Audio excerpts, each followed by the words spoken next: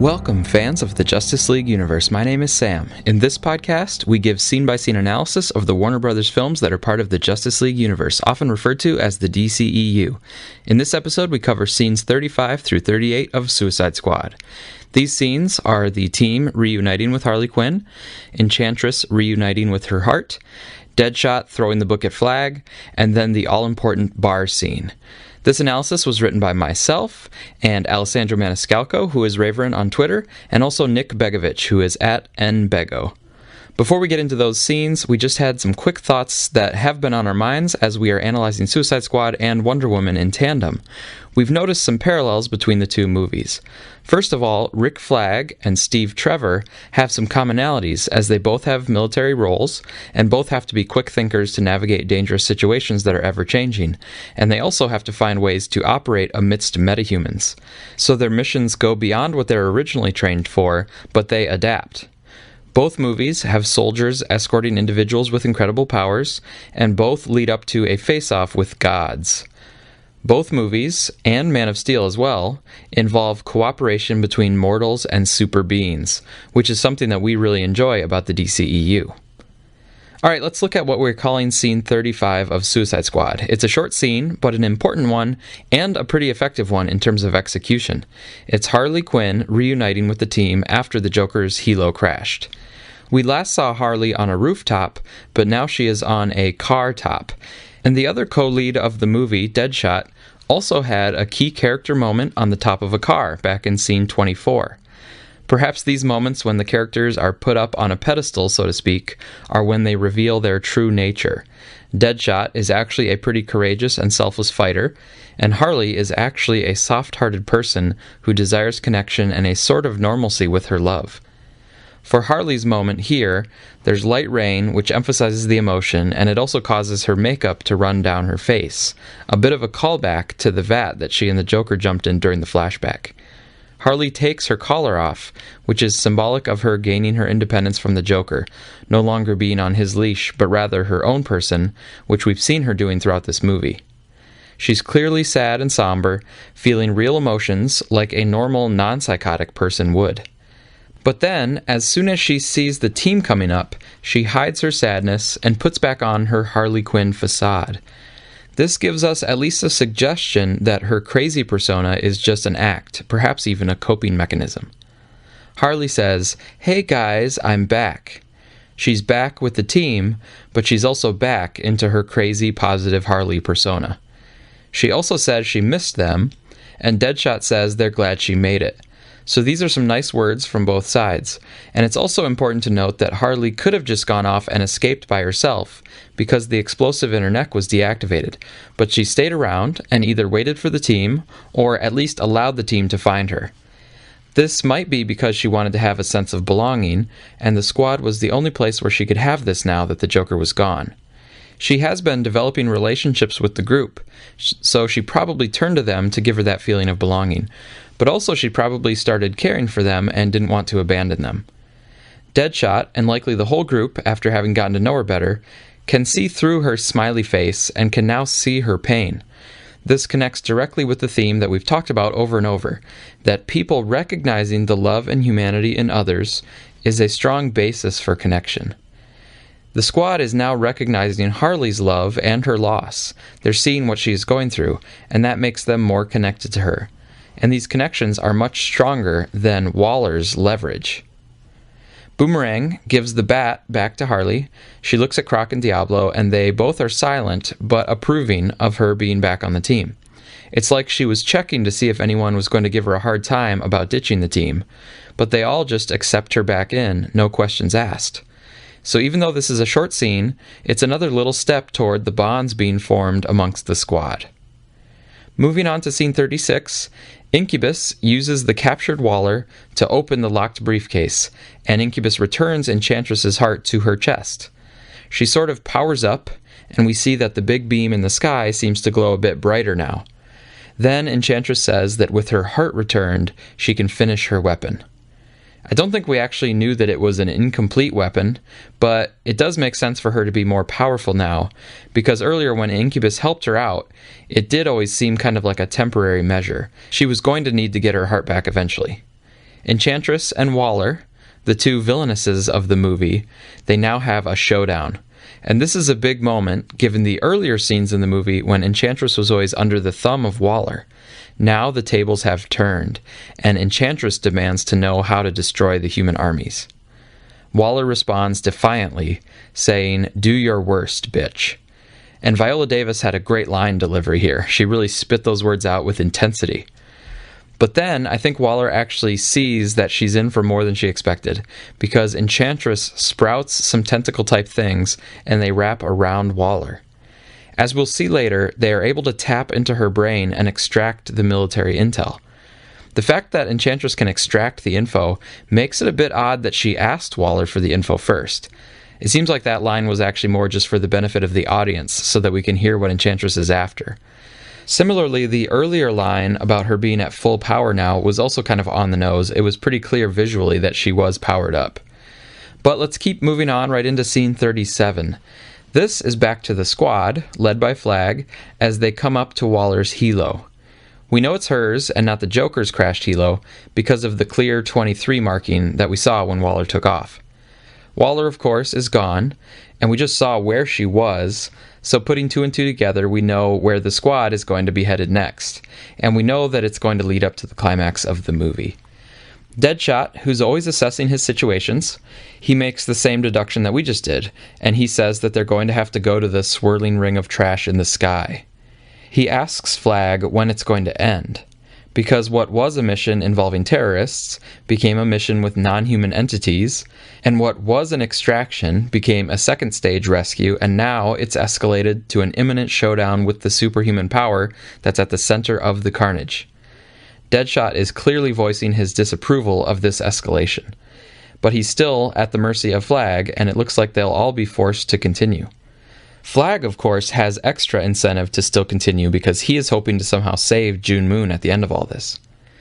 Also, we should remember at this point that we, the audience, have much more information than the squad members do. They don't actually know what's at the center of the trash ring. They have no idea about Enchantress or Incubus. Flag knows, of course, and the military leaders know quite a bit because they know about Enchantress, and they saw the footage of Incubus before the first helicopters were taken out. But Deadshot and the squad members don't know what's awaiting them over there. And they definitely don't know that Flag would have any sort of personal connection to it. They just think Flag is a random military leader doing his duty. Flag moves the team out, but Deadshot lingers and looks into the helo. He finds the binder marked Top Secret. We cut back to Flag and the team, and it must be at least a few minutes later before Deadshot catches back up to them, because Deadshot seems to have read quite a bit of what was in a pretty thick binder. Or at least he looked through it enough to identify the most important parts. Deadshot throws the binder past Flag and tells him that he has to tell everybody everything, or me and you are going to go right now. So this touches on the rivalry between Deadshot and Flag that's been going on throughout the whole movie. And it's also the culmination of the secrecy arc that we've been tracing with Flag since scene 21. Flag has always been keeping secrets from his team, and definitely from the squad. By keeping those secrets, Flag was playing into Waller's side of things, using leverage and authority over people. Now, Deadshot is going to force Flag to open up and tell the truth. And that is actually a shift toward the other side of the equation, toward human connection. And Flag's opening up actually allows the group to bond further and for Flag to become a part of the group instead of a separate authority. It's a big step in establishing the theme that human connections are more powerful than leverage. So this part, and the bar scene that follows, work well thematically. But this supposed reveal is clunky story-wise. Flag tells everything about Incubus in the subway and how Waller sent him in with Enchantress, and then how Enchantress bolted and Waller stabbed the heart. It's clunky, though, because we already knew all of this. Yeah, it's new information to the squad, but it's old information for the audience, so it's not very satisfying to have it come out here. Now granted, there's a tiny bit of new information for us. We see that Flag gave Enchantress the bomb that was set for 2 seconds, and then she armed it right there with him instead of taking it to Incubus. So that's how she bolted, but we already knew that she bolted. And it's also a bit weird that we see Enchantress shove a 2-second bomb into Flag's arms, and we don't get a clear view of how it's disarmed. It just cuts to Flag saying, "She bolted." Disarming the bomb seems like a pretty important thing to leave out, because the audience, seeing the 2-second countdown, would have some tension that needs to be clearly released. Anyway, after hearing Flag tell the full story, and the squad finding out that the two people they've been forced to obey, Flag and Waller, were not innocent people drawn into the crisis, but were in fact both central to the creation of the crisis. Deadshot says he doesn't care if he gets killed, he's going into the bar for a drink. Flag calls after him, saying that he needs his help, which is a pretty big thing for Flag to admit, I'm sure, and it's a big change from ordering Deadshot around or giving him a hard time about his past. Asking him for help is a big turn here, and it continues the honest opening up that Flag is doing here. Overall, scene 37 is a humbling one for Flag, but Deadshot continues into the bar, and as the de facto leader of the squad, as we've noted in our previous analysis, everyone follows him in, even Katana. Flag picks up a photo of him and Dr. Moon with a sense of helplessness and remorse, and maybe even a sense of loss, thinking he's lost her to Enchantress. Now we get into scene 38, the bar scene, considered by most people to be one of the best scenes of the movie. Definitely one of the most impactful and memorable. It begins with a shot poured for Deadshot, and he offers a toast. Here's to honor among thieves. They may be criminals, but they are claiming honor. They now feel like they might actually have the higher ground over Flag and Waller. They have committed crimes in the past, yeah, but they never caused anything as bad as this whole citywide devastation, unleashing supernatural villains. And if they had, they would have had more honor than to conscript others to clean up the mess after themselves, like Flag and Waller have done. Deadshot also points out that the squad is going to be blamed for the mess. Earlier, when they got to Waller, they probably thought that they'd be considered heroes, but now it probably stings because he says that they're going to be the fall guys, because they're viewed as the bad guys. And to add insult to injury, it's actually the so-called good guys, primarily Amanda Waller, who were so arrogant and caused the mess in the first place. Harley takes up the bartender role in this scene, serving drinks, and this marks an important change for her character. Earlier in the movie, she was on the pole, serving the Joker and being offered up to guys like Monster T. Now she is behind the bar, willingly serving her new friends, and she'll even be offering them some advice soon. And it's things like this that probably make the scene work as one of the best in the movie.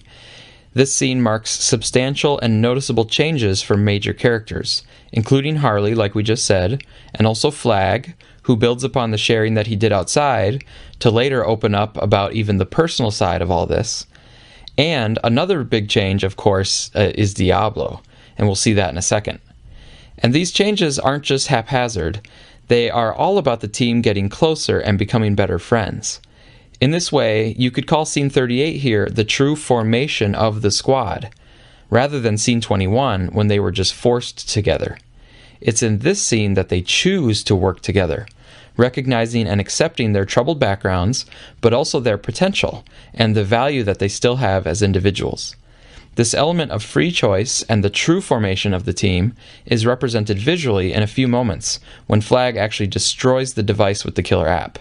That's the moment where Flag switches sides, from Waller's side, believing in leverage, to the squad side, believing in friendship, and they can all, at the end of the scene, leave by strutting out together down the street. The scene, though, continues with Deadshot saying that for 2 sweet seconds, he had hope. And this passes things over to El Diablo, who says that hope doesn't stop the world from turning. Things come back around. So this is a subtle nod to karma, and a reminder that Deadshot has done some bad things. Diablo asks Deadshot how many people he's killed. Then he asks if he ever killed women or children.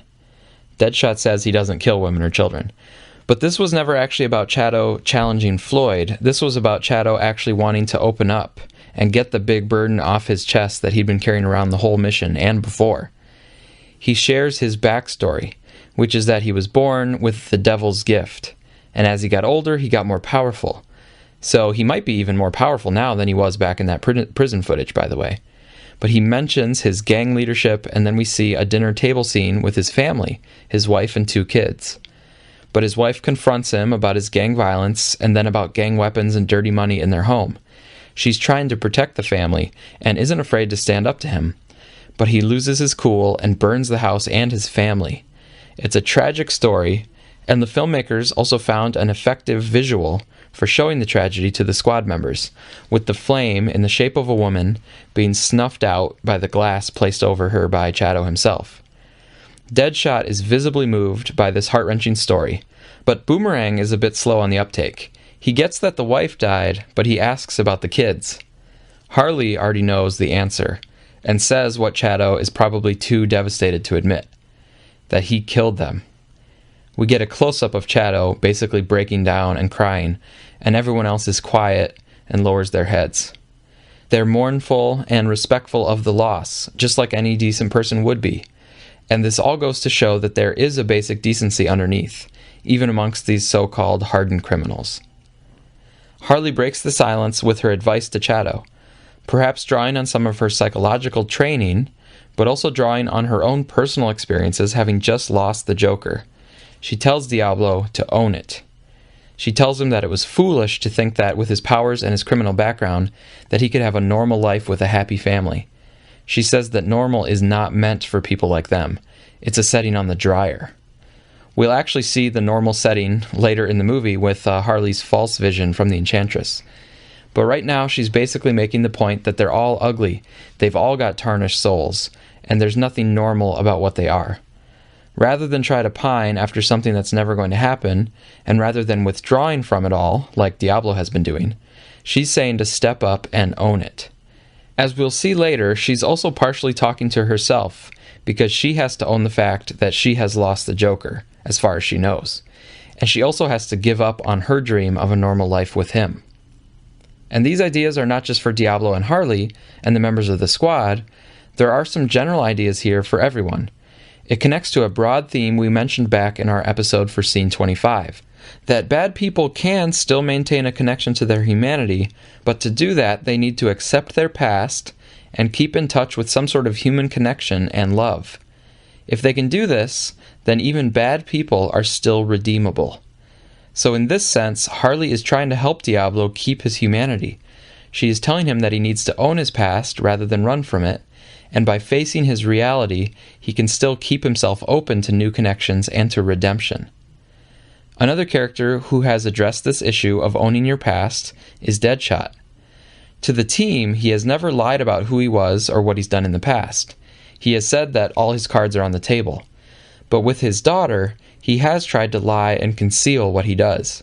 And that actually puts up barriers that prevented him from having a full relationship with his daughter. Barriers that will come down by the end of the movie. Captain Boomerang, on the other hand, has tried to deny his criminal behaviors, saying that he didn't rob any banks, the Flash just apprehended him out of nowhere.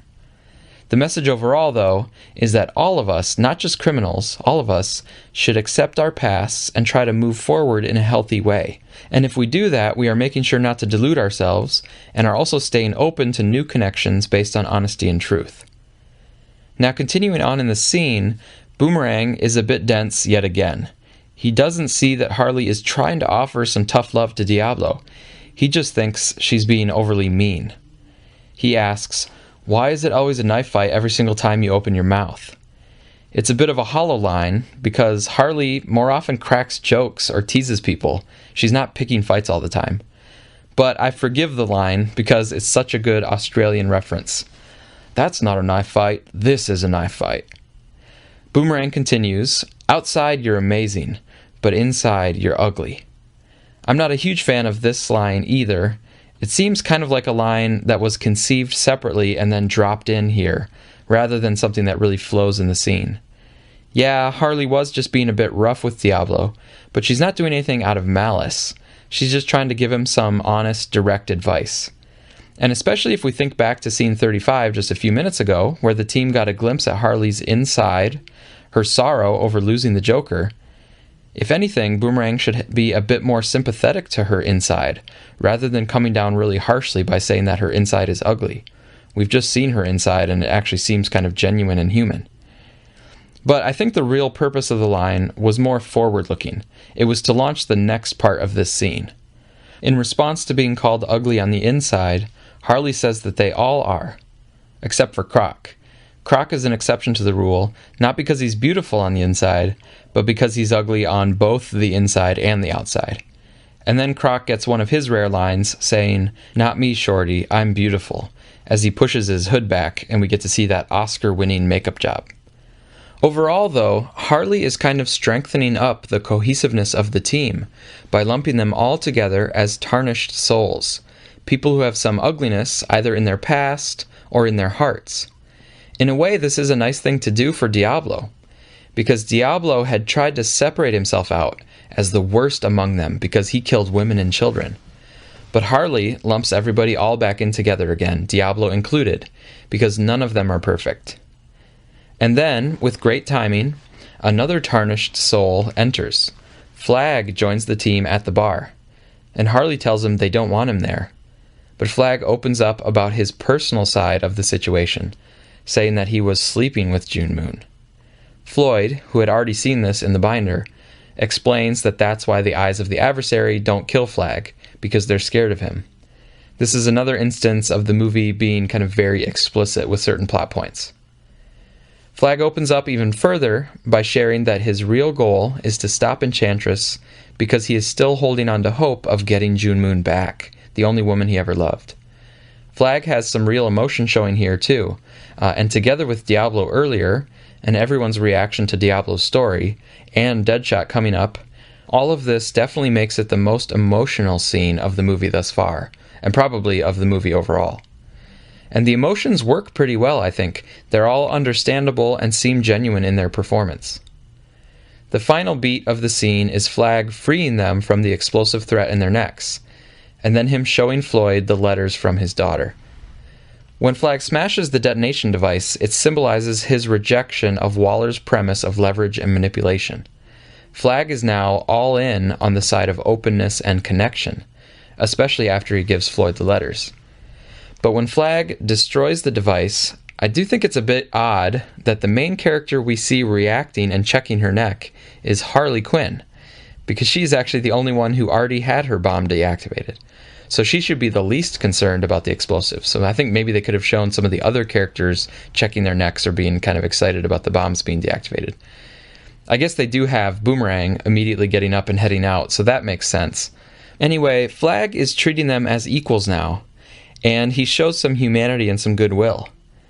Deadshot's heart swells when he sees the letters from his daughter, but then he quickly turns to anger at Flag for withholding them. And now this is a decision moment for Deadshot. It's now actually an honest choice for him in terms of what he wants to do, and it's likely that the squad will follow Deadshot in whatever he decides. At the prospect of reuniting with his daughter, a daughter who clearly still loves her father, Deadshot makes his choice to help Flag finish the mission. He says, "I will get you there." So he's using that same terminology that he used with Diablo back in the Ostrander building. "I was just trying to get you there." Deadshot goes on to say that this is going to be like a chapter in the Bible, and everyone's going to know what we did. So he's ready to actually work with Flag instead of for Flag, and part of that is because now he actually knows Flag's true motivations. And Deadshot also wants the redemption of doing something heroic and for the right reasons. And he wants his daughter to know that he was a part of something good. And Harley follows Deadshot's lead and calls on to the rest of the team to join in too. And they will, because now they've not only been through life-threatening situations together, but they've also opened up more than ever before. So they're now a true team for the first time, Flag included. And Diablo is still included even after revealing his dark secret. He's still accepted by everyone. However, we do have to say, in the theatrical cut at least, it's not really clear how Katana fits into the scene, and she wasn't really a part of the scene even though she came into the bar with them. But aside from Katana kind of being marginalized, there was a lot of good stuff here in the scene. And we also noticed that mention of the mission being a chapter in the Bible. That would basically make this film a chapter in the larger Bible that is the Justice League universe, a modern mythology, as Zack Snyder calls it. That's our analysis of scenes 35 through 38 of Suicide Squad. We're going to continue our rapid pace, trying to get through the last 20 minutes or so of the movie in the next few weeks. So we'll be back with another Suicide Squad episode fairly soon. In the meantime, you can check out the Suicide Squad cast and the Man of Steel Answers podcast for more DCEU content, and you can also send us your questions for the August 5th listener Q&A episode. You can send them to our Twitter handle at JLU Podcast or to me at ottensam@att.net. Thanks for listening.